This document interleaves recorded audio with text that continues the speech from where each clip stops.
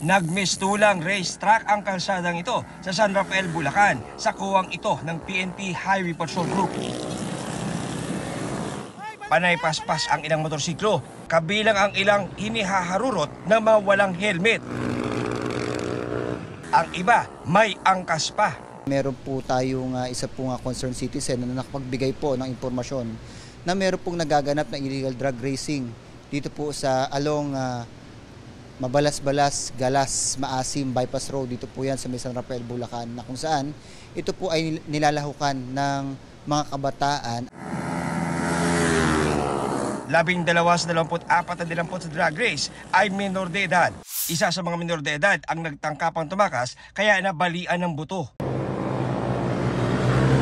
Patuloy na i-monitor ng HPG Bulacan ang bahaging ito ng San Rafael. Huwag po nating tangkilikin ang ganitong mga aktibidades or ito po mga illegal drug racing activity.